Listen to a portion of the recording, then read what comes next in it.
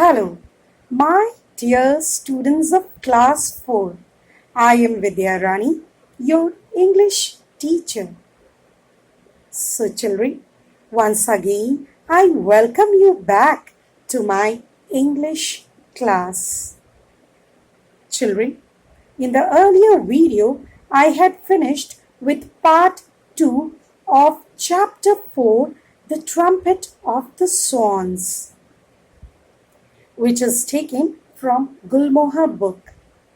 In this very video, I'll carry on with the same very story, that is chapter 4, The Trumpet of the Swans, part 3.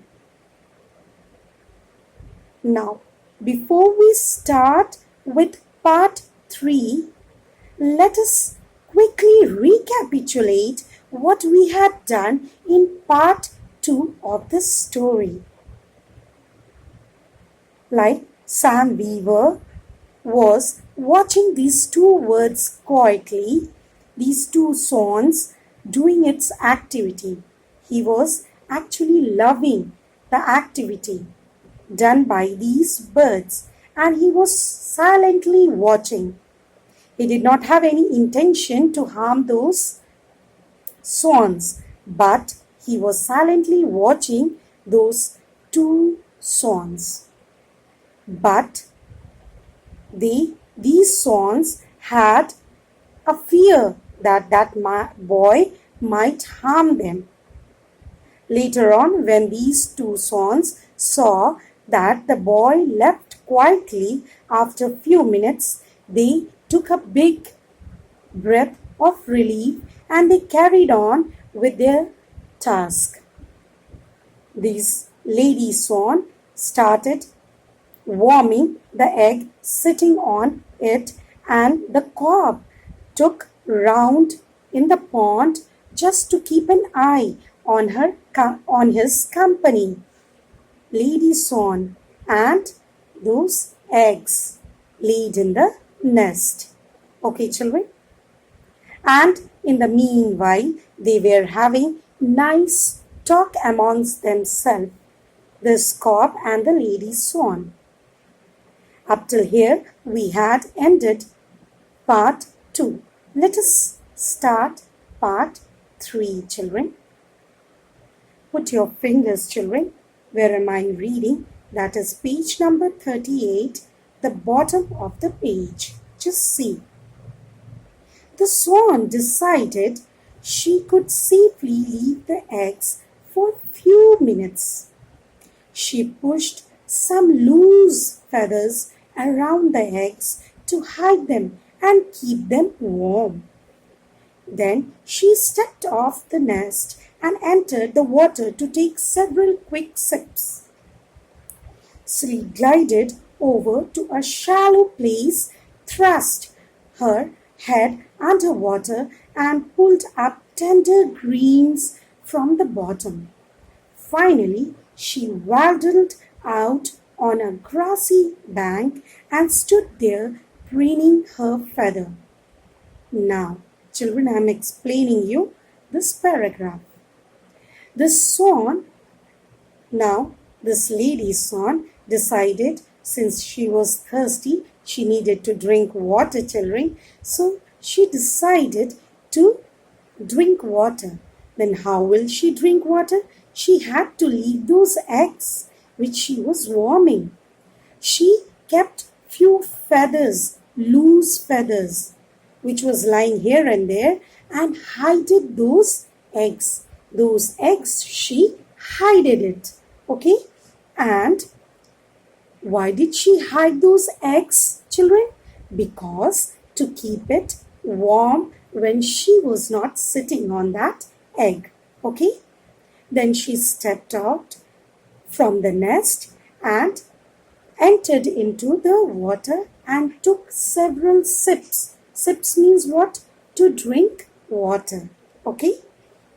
Of that water. She glided over a shallow. Shallow means what, children? Shallow means not very deep. Okay?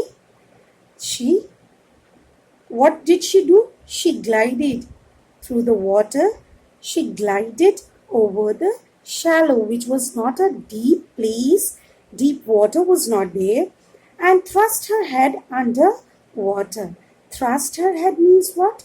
Pushed her head downwards in the water and pulled what, children? Tender green from the bottom. Few green things are there under the water. So she pulled it and she ate that. Okay? And she finally waddled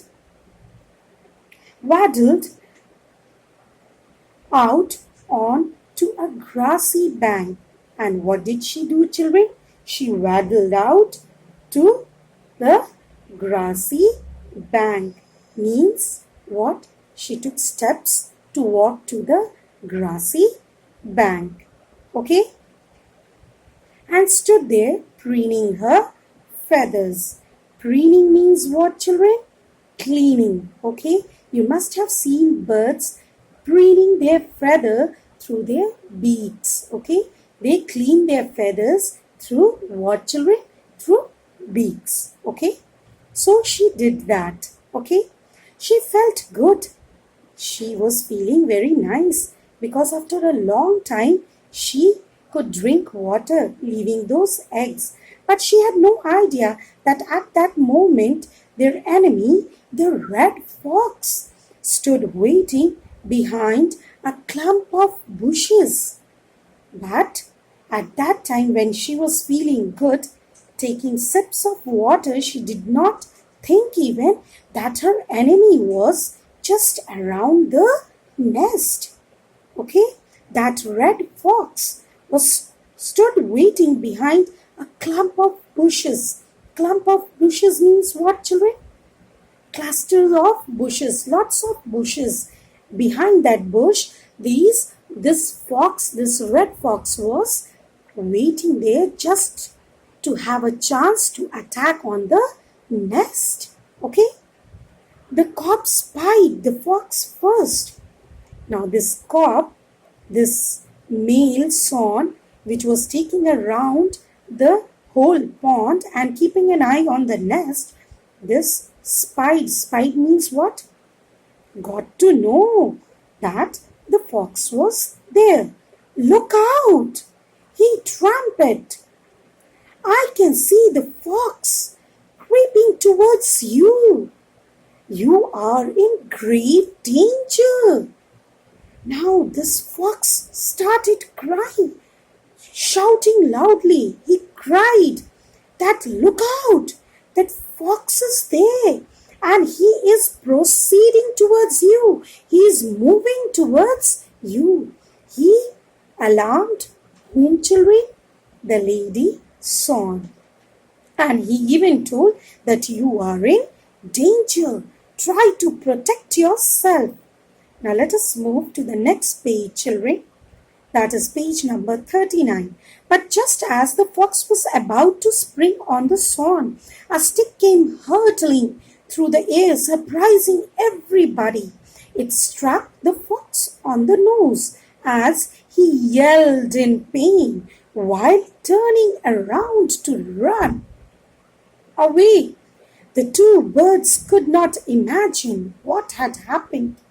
Now just then, when the fox was about to jump on the swan, what happened? A stick came hurtling through the air. It came moving through the air, children, surprising everybody. No one could guess what was happening. It struck the fox. At that very time, it struck the fox on its nose. Okay? And he yelled in pain. Yelled in pain means he started crying in pain. Okay? While turning around, and he ran away from there. Those two birds, those two swans could not imagine what had happened. Okay? Then they noticed a movement in the bushes. Then these two swans noticed some movement was going on in the bushes. Out stepped Sam Weaver, the boy who had visited them a month ago. Seeing him, the swan knew that he had saved them from the fox. They realized that the boy was their friend after all. Now, out of that bushes who came, children? Can you guess? Yes, that was Sam Weaver.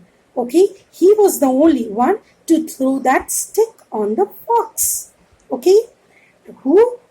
Now, seeing him, these swans came to know that this very boy had come 1 month ago just to see them, and now they realized that Sam Beaver was their friend. He was not going to harm them, but he was their friend. "Coho, coho," said the cock. "Coho," replied the swan. The pond rang with the sounds of victory and gladness. Now, the cock realized that the enemy was beaten, okay, and it had run away, so he started shouting in joy, in glad, in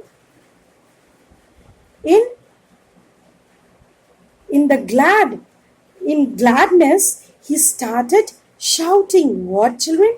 "Coho, coho." That was the noise made by the cock, and even the swan made the same noise. That was the noise of what, children?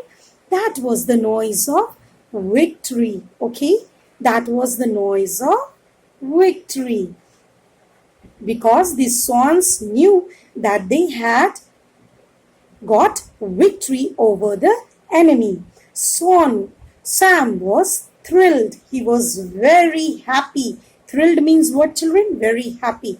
He walked slowly around the shore and sat down on the log.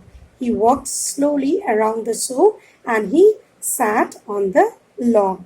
The cock swam around over towards Sam, climbed out of the pond and stood close to the boy, looking at him in a friendly way and arching his neck gracefully. Once he ran his neck far out cautiously and almost touched the boy. Sam never moved a muscle. His heart thumped from excitement and joy.